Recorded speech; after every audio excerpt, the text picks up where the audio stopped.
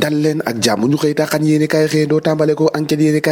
kaay mi xëy rek wax ci wàllum exploitation or bu Sénégal ab affaire boo xamante ni si moo ngi si roulé bu baax a baax Macky Sall naka moo ngay instruire ki nga xamante ni moo di premier ministre ngir mu lëggee rek ak compagnie yi nga xamante ni si ñoo fi nekk su ko defee nag askan yi mun see gis seenu bopp waaye itam fexe rek ba jëlee fi li nga xamante ni si moo di précarité di ndóol gu métti gi lalu si askan wi naka loolee nag la président de la République sàkku ci premier ministre bi di Amadou Ba Walf Quotidien di kat ci leneen cascade de scandale Ousmane Sonko nag moo ngay ébruité ab deal boo xamante ni si moo ngi toll si 196 milliards 5000 mètres carrés boo xamante ni moo nga nekk ca centre ville dafa jàpp ne moom la ñu jox naka famille Pérez boo xamante ni si ñoo ngi ay tubaab lañu loole nag Ousmane Sonko moo ko dal dee fësal Témoin Quotidien fësal leneen nouvelle révélation jëm ci leaderu Pastef Sonko nag moo ngay dénoncé ay mag yu foncières yoo nga xamante ni si régime bi ñoo ko dal dee amal moom nag nee na ab revenu jëm ci station du siège d'état-major naka jëm ci gendarmerie ak centre ville marchand d'armes ivoirien Gabon perte naka loolu yëpp nag Ousmane Sonko xëy na ko fecc ci table bi nag ne ay scandale yu bëree bëri yu lalu naka ci wàllum suuf ci réewum Sénégal opposition frontale ak régime de Macky Sall Sonko droit dans ses bottes naka Sonko daanaka wax na lu bëri wax itam ci wàllum scandale jëm naka ci patrimoine bâti bu Sénégal nee daal ay scandale yu bëri yoo xamante ni si daal dina fay am wàllum Pape Alé Niang Sonko naka moo ngay sàkku rek ab sursaut national boo xamante ni si bëgg nañ ko am ngir rek ñu fexe ba Ousmane Sonko wala sax Pape Alé Niang boobee ñu bàyyi ko reprise ne meeku tour nee na daka Tivaouane na prend le relais ak Mbour fu nga xamante ni si moo di tey jii Ousmane Sonko bëgg a weel loolee naka yéene Le Soleil yéene kaay nee na Macky Sall pour un nouvel élan jëm rek ci li nga xamante ni si moo di rek wàllum liggéey violence faite aux femmes Macky Sall di stop nag Macky Sall na fi ne ni loolee bëgg na mu dàkk nag ndax femmes yi nag nekku ni nag dañ leen a war a teg lu métti loolee moom dina si xaar tànk tubéem fexe rek ngir bu am réew mi quotidien di kat ci leneen ci wàllum code pénal ak code de procédure pénale réinsertion sociale ou vengeance yéene kaay bi ne fi mu noonu daanaka ab payantoo dëgg nag moo am si réew mi ndax li ñu gis nag daanaka dalul xel nag Sonko débusque une criminalité foncière wàllum foncier nag Sonko am na lu bëri li nga xamante ni si daal dina koy fësal nag ay